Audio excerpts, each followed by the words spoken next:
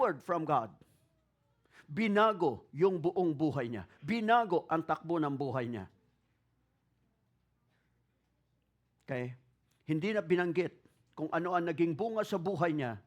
But you see, everything that was written for our instruction and for our benefit. In John chapter 5, it says there in the Amplified Classic, later on, there was a Jewish festival or feast for which Jesus went up to Jerusalem. So, looking at verse 1, you will notice, ang sabi rito, a Jewish festival. Then verse 2, now there is in Jerusalem a pool near the ship gate. This pool in the Hebrew called Bethesda, having 5 porches, or alcoves, colonnades, or doorways. In this lay a great number of sick folk, some blind, some crippled, and some paralyzed or shriveled up, waiting for the bubbling up of the water. For an angel of the Lord went down at appointed seasons into the pool and moved and stirred up the water. Whoever then first, after the stirring up of the water, stepped in was cured of whatever disease with which he was afflicted.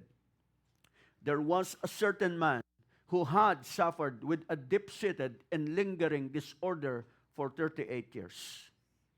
When Jesus noticed him lying there helpless, knowing that he had already been a long time in that condition, he said to him, do you want to become well? Are you really in earnest about getting well? The invalid answered, Sir, I have nobody when the water is moving to put me into the pool. But while I am trying to come into it myself, somebody else steps down ahead of me. Jesus said to him, get up, pick up your bed or sleeping pad and walk. Instantly, the man became well and recovered his strength and picked up his bed and walked. But that happened on the Sabbath. Father, we thank you. And Lord, speak unto us through your word. And allow us to see what you want us to see and to hear your now word for us. So we honor and give you the praise in Jesus' name. Amen. Amen. Hindi ko alam kung sino sa inyo ang merong a lingering pain sometimes on this part of your head. Okay? And even somebody on this part na parang may tinutusok. Probably not the heart, but it's something on this part. Father, in Jesus' name, I declare health and healing, and I declare that by the stripes of Jesus, you were healed. In the name of Jesus, and we receive it, and we say, it is done. In Jesus' name. Amen. Actually, yun ay intervention during times ng preaching, nangangaral ka, but then the Lord just say, hey, call for this. Pray for this. Speak unto this. See? A divine intervention. Ang pakikialam na kung saan sa bawat ordinaryong kaganapan pwedeng mangialam ang Diyos. So, because in this life, you have to understand, we are not just going through motions of life. We have an appointed season. And we have a date with our own destiny. Okay? You see, as people of God, maaring ang buhay natin pinapatakbo ng tinatawag nating orasan. How many of you have your watch? Okay? And how many of us in our gadgets, we have our own planners? We have our own calendars. At sa bawat calendar na yon ay ating inilalagay kung saan tayo or ano yung ating gagawin. Okay? So parang sa akin, kapag tiningnan ko ngayon, I'm reminded, if I look at my calendar, it's the birthday of my mother.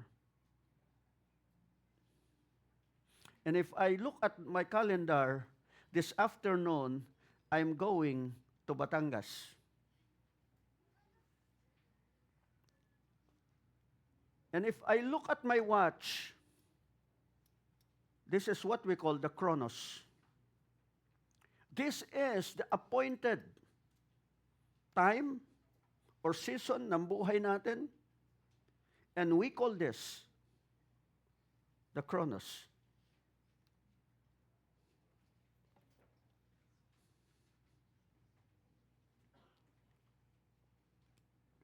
So, at dalawa lang yan. The chronos and the kairos. Ang chronos po, those are Greek words sa New Testament na ginamit. Na iyan po ay merong kaugnayan doon sa kung ano yung takbo ng ating kapanahunan. O ano yung halimbawa, chronos. Okay? Ito yan. Yung relo. Nagsasabi, anong oras na ngayon? That's your chronos. It's time of worship. It's time to hear the Word of God. It's time. 11:31 or 32 in the morning. Okay? And today is February 23. That's chronos. February, buwan. Petsa, 23. 2025, taon. Okay? Oras, 11:32. So, specific amount of time, such as a year. Nasa February tayo ngayon. So, yung chronos po, pag tiningnan mo ang kalendaryo mo, January, February, March, April, May, June, July, August, September, October, November, December. Okay? So, at ang bawat isa sa atin, merong mga plano. Merong panahon ng iyong pagdiriwang ng iyong tinatawag na birthday or anniversary or special occasion sa iyong buhay. Okay? So, o kaya yung haba ng taon, katulad ng isinasaad ng Acts chapter 13, verse 18, na kung saan it speaks about 40 years, now for a chronos of about 40 years.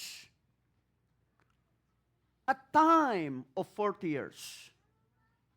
Na kung saan ang Diyos ay kanyang pinagtiyagaan. Hindi siya nagsawa sa mga Israelita na sa loob ng 40 years ay patuloy na tinuturuan, patuloy na ginagabayan, patuloy na ang kanyang pag-ibig at pagmamahal ay pinapakita sa kanila. Okay? Gayon din, sa naranasan ni Apostol Pablo in Acts 27 and verse 9, na kung saan, nung sila ay papunta ng Roma, ang sabi roon, na when much time, now when much chronos had been spent in sailing was now dangerous. Okay? So it speaks about the chronos na ginamit ng 54 times sa New Testament. Kairos. So yung chronos, kapag tiningnan mo, dito sa ating binabaybay na istorya, ang sabi rito, merong isang tao, okay?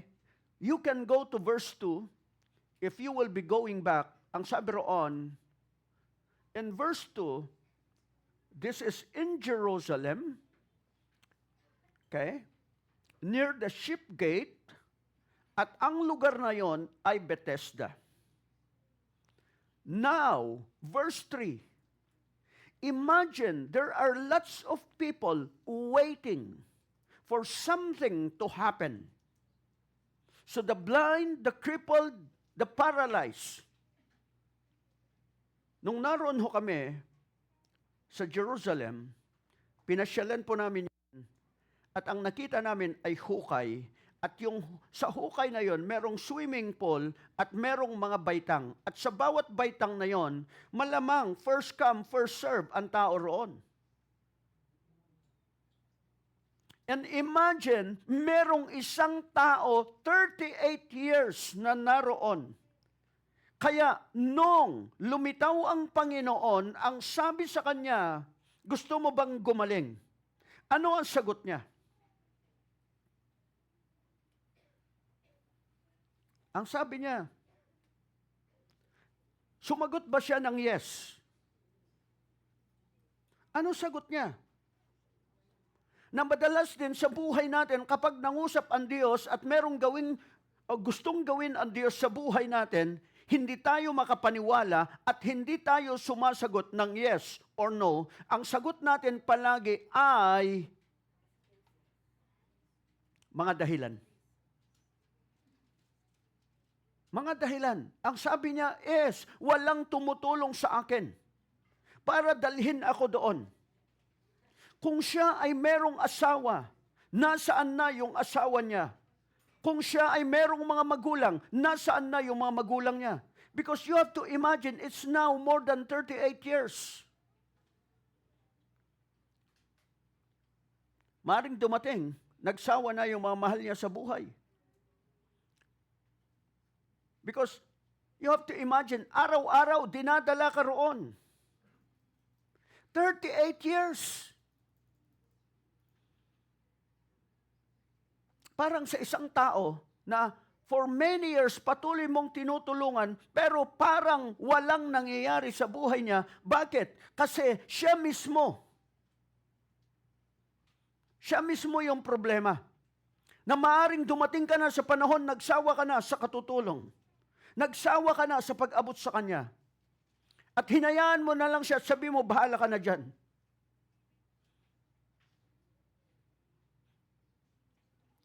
Nasaan ang asawa niya kung siya may asawa? At nasaan ang mga anak niya? 38 years. Dahil hindi siya isinilang na ganyan ang kalagayan niya. Because in verse 14, if you will be looking at verse 14, nung siya ay matagpuan muli, nung magkita muli sila ng Panginoon, ang sabi sa kanya,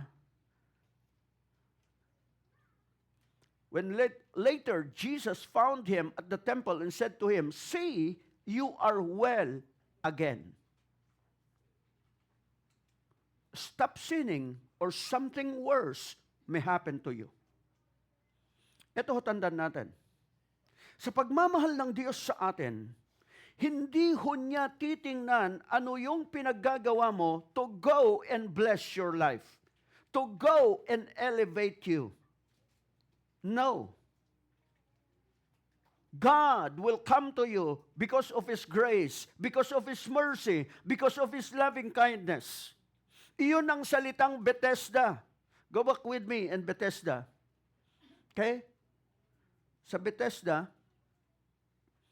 So, you have to understand na ito ay sa Jerusalem, and Jerusalem actually is called the city of peace because Salem means shalom. Kaya nga makikita mo ngayon, bakit walang kapayapaan ang Jerusalem? Bakit ang Jerusalem sentro ng awayan ng buong mundo? O ang buong Middle East nakasalalay ang kapayapaan sa Jerusalem? Because actually, it's the city of the king. Ang totoong kapayapaan masusumpungan lamang sa hari ng kapayapaan. And that is Jesus. Okay? And now, in Jerusalem, you have the sheep gate. Ano yung sheep gate? Pintuan ng mga tupa. Actually, it's the gate going to the pasture. It's within the pasture. Remember, the Lord is my shepherd. Alam niyo yan?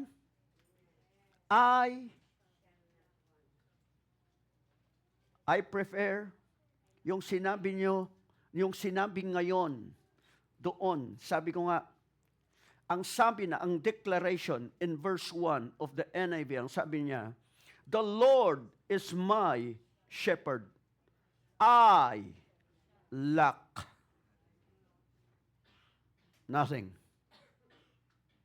So, the word I shall, ano ibig sabihin ng I shall? Or I will lack nothing. Compared sa declaration, I lack nothing. I lack nothing means now. Pag nilagyan mo na will at shall, it's in the future. So I like this word. I lack nothing. Kaya huwag kayong absent ng absent pag English class. Para alam nyo ano ang diferensya ng will, shall. Amen? Amen. I lack nothing. That is a declaration. Why? We live by faith and not by sight. Ano ang gagawin mo? I-declare mo. Sabi ng iba, oh, Pastor, action speaks louder than words. Well, but remember, ang sabi roon, 2 Corinthians chapter 4, verse 13, it is written, di ba? It is written, I believe, therefore I have spoken. Since we have the same spirit of faith, we also believe and therefore speak. We speak what we believe. Whose report are you going to believe? Di ba? Sabi ng awit, we shall believe the report of the Lord. We shall believe the report of the Lord. His report says, I am healed. And then I am healed. You see, marami sa atin, we are trying to look for our healing based on medical prescriptions. Pero kung babalikan natin, halimbawa noon, Sister Jane. Sister Jane ho, tuwing praise and worship, nangingisa yan. Nung naroon kami sa Manukan, nakahanda palagi ang kutsara para pag tumumba siya, ay sasaksakan ng kutsara yung bibig niya para hindi mag-lock. Remember, imagine being tortured every time. Kumbaga, kapag inisip mo, here you are preaching the Word of God, tapos ganun palagi ang nangyayari sa iyong asawa. Here you are, you believe in the miracles of God, but every time na merong praise and worship, mangingisay siya, tutumba siya, maglalak yung buong katawan niya, or kahit natutulog yan, pag biglang, pag nagulat siya, wala na, diretso na kailangan may kutsara ka. You see? Pero nung makialam ang Diyos sa sitwasyon niya, alam po niyo, kunting init lang yan, o kunting lakad lang yan, nagkukulaps. Ngayon, lakad ng lakad. Lalo na pag ang usapin ay divisoria o kaya baklaran o kaya galaan, walang kapaguran. Di ba? Kaya nga nung magpunta sila ng Thailand, minumonitor ko, 2 minumonitor ko eh. Faith, kumusta daddy mo? Che, si mami mo? Sawadee-kap. See? But time came. In one of our encounter, nung makialam, when the Lord stepped up or stepped in, nung siya'y makialam or nangialam, nung siya ay magpakita sa panahon na yon, Sister Jane was delivered. Kaya nga ang paalala ko sa kanya, balikan mo yung healing mo. Balikan mo kung ano ang ginawa ng Panginoon sa iyo na himala.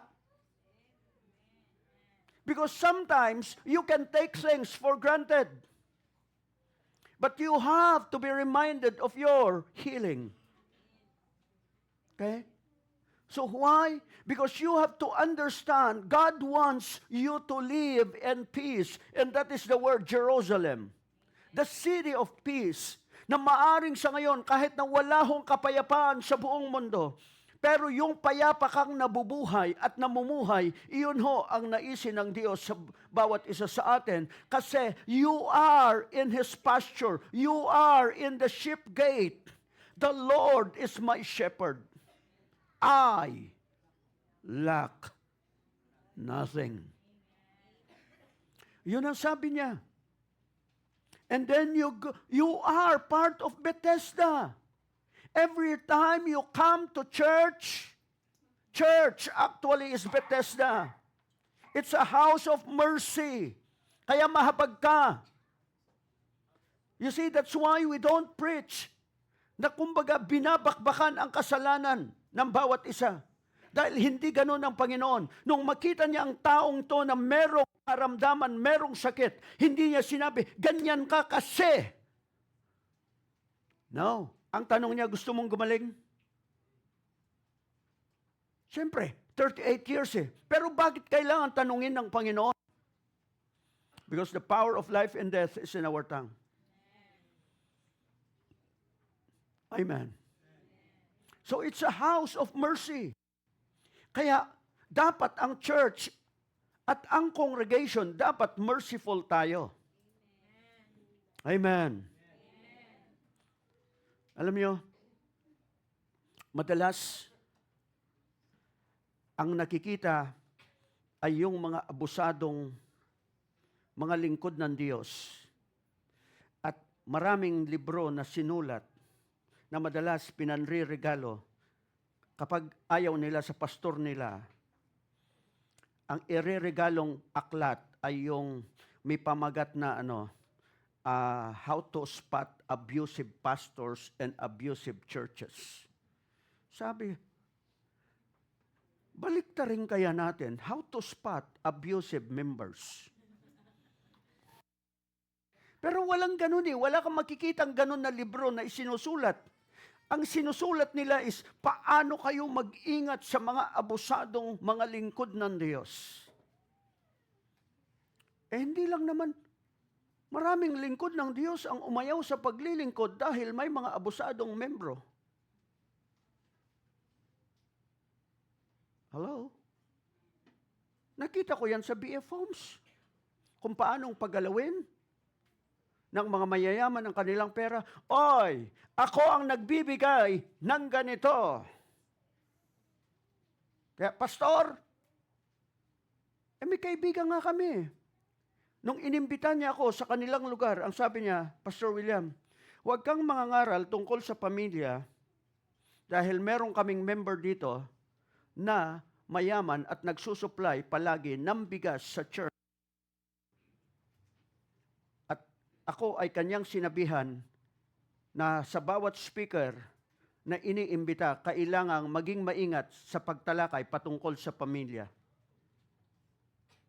Dahil kung hindi, mawawalan kami na supply.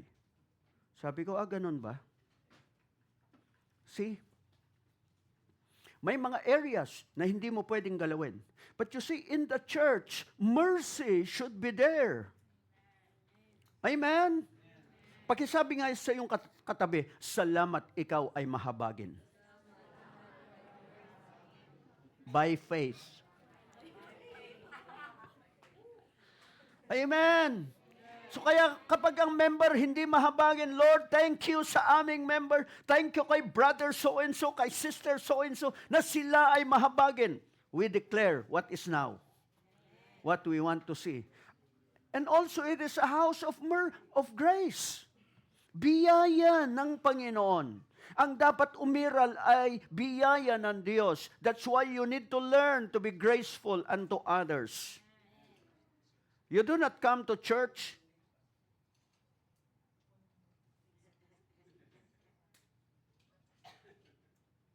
Bakit nandyan yan? Anong ginagawa niyan? Hindi mo pwedeng pigilan. Okay? Maging maingat tayo, baka mauwi tayo sa pagiging pariseo at skriba sa panahon ng ating Panginoong Hesus. And also, it should be a house of loving kindness. Kaya nga ang sabi roon, a new commandment I gave unto you, that you should love one another, even as I have loved you. They will know us by our love. Yun ang sinabi ng salita ng Diyos. The world will know you by your love. Amen? So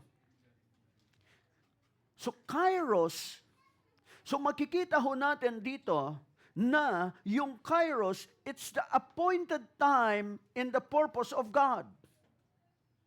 It's an opportune time. It's a moment. It's a season. Just like the harvest time.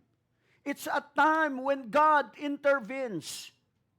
When God comes. When God shows up. And the Lord will say, enough is enough. Now is the time of your healing. And I believe we need to be in Bethesda. Not necessarily in Jerusalem, but Bethesda actually is a picture of the church. Okay? Naranasan ko. Mula 2004, bumubulong ang kaaway. Ang sinasabi sa akin ng kaaway, mamamatay ka.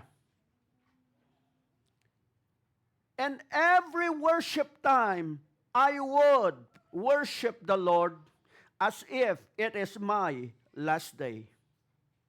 And I would say, Lord, thank you. I believe in your supernatural work, in your miracles. Then, dumating yung araw, dumating yung panahon. I believe it is in 2005 when I heard the voice of the Lord saying unto me in one of our worship service, ang sabi niya sa akin, you shall not die, but you will live to tell of my goodness. And from there, kahit anong nararamdaman ko, na para akong nauupos na kandila, I started to say, Lord, thank you, I am the healed of the Lord. And then the Lord brought me to Korea, and from there, the Korean food became my diet, and I got recovery. Okay? Kasi pagdating namin doon, puro gulay eh. Hindi ho sangyup. Sa mga mahilig sa sangyup, no. Sa akin, ang nakita ko doon, pinakain nila madalas sa akin yung gulay, and then may mga misabaw nang sasabihin nila, this is good for your health. Maliban na lang sa kaibigan kong pastor na madalas nagsasabi, this is good for you. Pero makikita mo sa ngisi niya, hindi siya nagsasabi ng totoo. At sasabihin ng misis niya, don't believe him. Kasi there was one time, merong pinapainom sa akin, sabi niya, this is good for you. Pag amoy ko, sabi ko, hey, this is wine, this is rice wine. How did you know? I came from the tribe. Okay? So, merong appointed season. It was during the time of the festival of the Jewish people. And it says there that during this time, appointed season, may bumababang anghel mula sa kalangitan at ginagalaw ang tubig. Ang sino mang mauna doon, siya'y gumagaling kahit anong karamdaman niya. See, we can wait for that to happen. Pero paano kung hindi ka makauna? Paano kung ikaw ay mahuli? Paano kung ang Diyos ay hindi gagalaw? At iyon na lang, those are what we call na nagaantay ka. It can be a chronological arrangement of time. But when Jesus came, the thing is, ang sabi niya, because you have to understand that there is always an appointed season, there is always an appointed place. And that is what we call the topos. Okay? And that is in Jerusalem. That is in the ship gate. That is in Bethesda. Topos means place, ordained place, itinakdang lugar ng Diyos para sa iyo. Many people, they thought, nang itinakdang lugar sa kanila no ang kanilang green pasture ay naroon sa ibang bansa. No. That's why young people, you have to understand, what you need is the Word of God. Not just young people, but each and every one of us. Dahil kahit saang lugar tayo pumunta, kahit anong pagsusumikap ang gawin natin, kung wala ang kilos ng Diyos, kung wala yung paggalaw ng Diyos, then we are just wasting our time. But when God moves, when God gives you a word, it will change everything. Because you have to understand, the appointed place is where the Lord has put you. That's your topos. Saan ka inilagay ng Diyos? Yes, saan ka isinilang? But, saan ka inilagay ng Diyos para manirahan? Okay? That's why, kung dumating man yung panahon na ayaw nyo sa akin at ayaw nyo dito, just go out silently. Huwag niyong ibalibag ang pinto at huwag kayong pupunta sa iba na sasabihin, ay doon ako galing, ganito, ganun sila. Huwag mong sisiraan ang pinanggalingan mo na kung saan mula simula, inalagaan ka, pinalago ka, pinalaki ka, hindi pwedeng sabihin mo, hindi ka lumago. Dahil hindi ka makakarating sa kung ano ang estado mo sa buhay na to kung wala yung simula. It's your topos. And you cannot go to other place and say, oh, dito, blessed na blessed ako. Oh. Saan ka pinagpala ng Diyos? Saan ka nagsimula? So, I've seen that. Kaya sabi ko sa isang kaibigang pastor, huwag kang mag-alala. Hindi lang ikaw nakakaranas niyan. Lahat ng pastor dumaan dyan. Okay? Pero mind you kako, sa huling bahagi ng buhay nila, papatawag ka rin. Ngayon, depende na lang kung pupuntahan mo or hindi. Okay? So you see, we need to be merciful. Remember,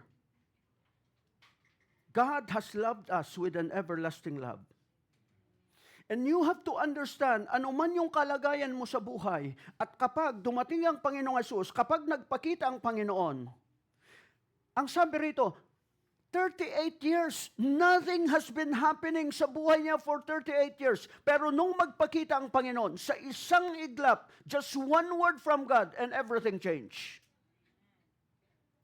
See, when you are in Bethesda, because it's a house of mercy, it's a house of grace, it's a house of loving kindness. Not about us, it's all about Jesus. It's all about God. Kaya nung makita niya yung taong yun, hindi niya sinabi, ganito ganon, yung kasalanan mo. No, the Lord Jesus did not point out kung ano ang kasalanan niya. Anong pinoint out ng Diyos sa kanya afterwards na siya'y gumaling? Okay? Pero hindi siya binakbakan nung masumpungan siya, kundi in-extend ng Diyos ang kanyang biyaya. We can remember that even in this place, hindi lamang dito, everywhere, kung saan tayo nagkampo, God has come and intervened. Nung naroon tayo sa karsada ng Manukan, o karsada ng Lemon, o karsada ng Saging, God came and showed Himself strong in our behalf during those times. Nung naroon tayo sa Valley 2, isa sa congregation member na mula pagkabata, nung siya ay bata pa, na nilagyan ng anting-anting ng kanyang lola na mangkukulam. In one of our worship service, mula doon, siya'y bumabaliktad at gumagapang na parang ahas. I was not able to preach during those times. Anong ginawa natin? Just worshiping the Lord hanggang ma-deliver ang taong yon. Naranasan niya ang deliverance. Isinuka niya kung ano yung ipinakain ng lola niya sa kanya for a long time. Saan nagkaroon ng deliverance? In the church. Ganon din nung nandito tayo. In one of our worship service dito, isang babae na merong asawa na hindi sila pwedeng magkaanak dahil parang lantang gulay yung kanilang mga katawan. But a word came from the Lord and said, you are desiring a child in your life. Gusto mong magkaanak, tumakbo sa harap. Yung isa, yung hipag niya, nandoon lang sa likuran at ang sabi niya, gusto ko, Panginoon, ako. Pero sino ang nakaranas? Yung tumakbo. Bakit siya tumakbo? Because alam niya, yung salitang yun ay para sa kanya, kaya tumakbo rito. At hindi natin pwedeng i-deny. Pwede niyong tanungin Sister Early. Sa mga nakakakilala kay Sister Yolanda Colomna. And it's one of our services here. Amen? Ganon din si Brother Joel. It's in this place. I can remember after niya na tumugtog doon, dito sa lugar na to, that God will give you a business. See? When God intervenes into the natural affairs of humans, a miracle will happen. Naaalala natin, April of 2003, during the Holy Week, meron tayong mission trip sa Mountain Province. Wala tayong kakayahan, maliit pa ang kakayahan natin noon. Hindi natin kaya. But you see, during that time, yun naman ang kalakasan ng negosyo ni Brother Joel at Sister Eder. I'm sorry if I have to use your testimonies again. See? Pero you have to understand, we have a living proof. Ano ang pwedeng gawin ng Diyos? Na kung saan, ang desire nila mag-asawa, sabi nila, pinagpala kami, pero wala pa kaming anak. They came with us. Isinara ang kanilang negosyo during that time. Kumbaga, iyon ang kalakasan ng kita nila. Yung kikitain nila during Holy Week time, hindi ko alam kung ilang times doon sa ordinaryong kinikita nila, pero bakit nila give up? Ano kaya kung hindi nila give up yon at hindi sila sumama sa Mountain Province? Ha? Di ba? Nasaan si Faith? Because you see, we have a living proof. Di ba, Ate Early? Si Chester Isaac, ilang taon na?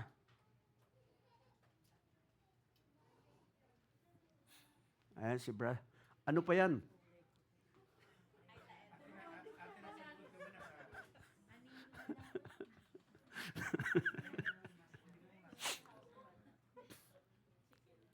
Ha? Tingnan niyo kulay ni Brother Joel noon. Ha? Hindi ka maputi noon.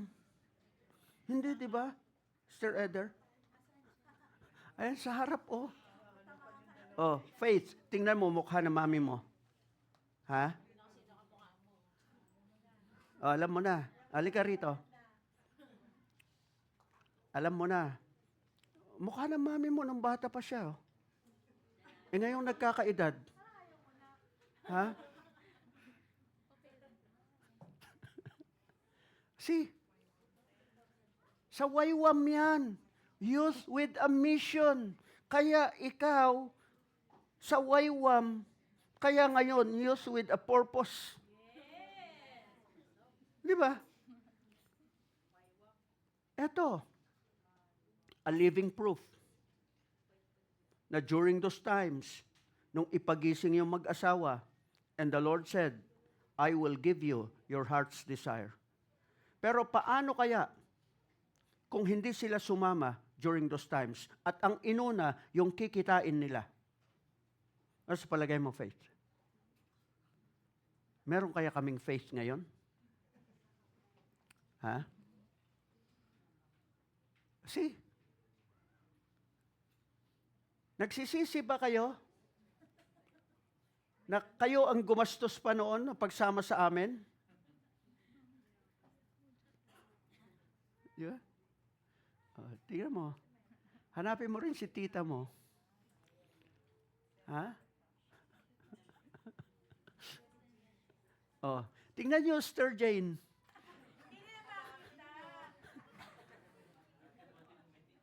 Tingnan mo. Di ba? Ha?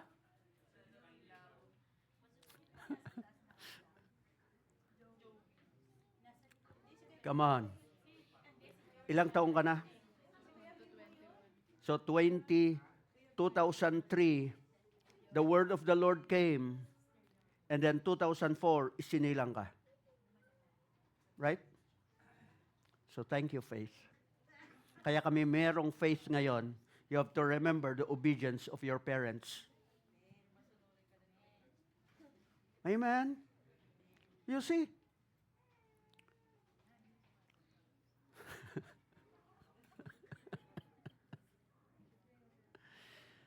Pag nakialam ang Panginoong Yesus sa buhay ng bawat isa, maraming magbabago. Pati kulay, nagbabago. Amen? Tingnan yung Sister Jane noon. Ha?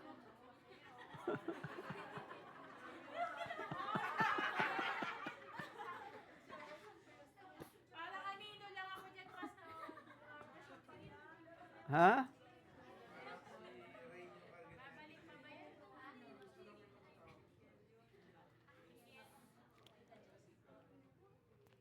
So, kita nyo, Sister Eder, payat pa. Yan yung payatan days eh. Di ba mukha ni Faith?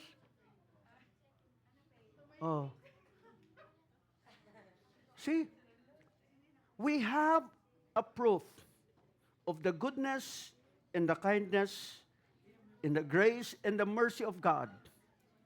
We have testimonies of divine interventions. Ultimo, itong ating lugar, nung una ho, that's why we have enjoyed this place for 15 or 16 years. Okay? Just imagine kung ano ang kalagayan ng ating church noon sa Manukan. But we praise God for His goodness and mercies. Amen. So, ito ho, tandaan natin. When Jesus stepped into our natural time, when God intervenes, it's just like our friend in Cebu. Mula sa pagiging taxi driver, ngayon, isang matagumpay na milyonaryong negosyante. Or you can go back. Wag na natin, kasi baka nagkukwento ka lang tungkol sa kanila sa Cebu. Well, praise God. May 3 kusina team. Nakita nila. At nakita nila, naranasan nila kung paano kami tratuhin. Okay? And then, kung babalikan natin, si Brother Joel, again. Pastor, bakit si Brother Joel na lang palagi? Anong gusto nyo? Sinong ikukwento ko? Paano ko masasabi na nung makialam ang Diyos sa buhay ng taong to, maraming nagbago? See? Nung makialam ang Diyos sa buhay nila. Si Brother Joel, Sister Eder, when God stepped into their own time, God changed everything. Mula sa pagiging pedicab driver at hanggang sa yung nag-aral ng kurso na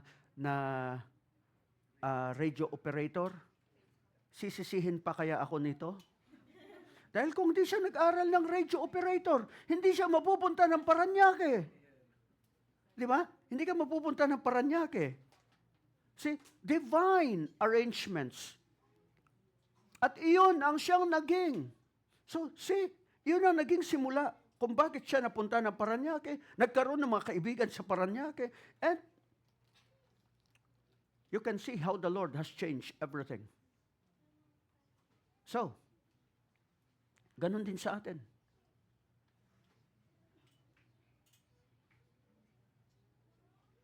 Eto, kung walang divine, if God will not step into our own time, katulad nung naroon kami sa Korea, eto, isang testimony. Na naroon kami sa Korea and we started to share your stories, ang mga ayaw nilang maniwala. Bagamat ini-interpret nila kung anong sinasabi ko, pero may question mark.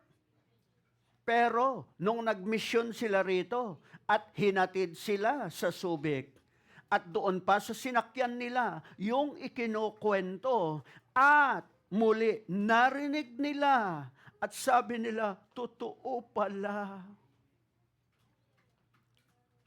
Oh, buti na lang, hindi sa akin sumakay. Napalaban tuloy, Sister Dayan, sa English. Si Gina, sumusuko sa English yan eh. Sabi niya, Pastor, ang daldal, ayoko. Wala, naubusan na ako ng English. Oh, buti na lang. Doon sumakay kina Sister Dayan, kina Jankel. See? Ginamit yung sakyan. Sabi namin kina Brother Jankel, magkano? Yung binayad nyo sa, yung gas nyo, yung toll fee ninyo, everything. Ayaw kaming pagbayarin. See, God will come into your life and do something so that you can fulfill being a blessing to many.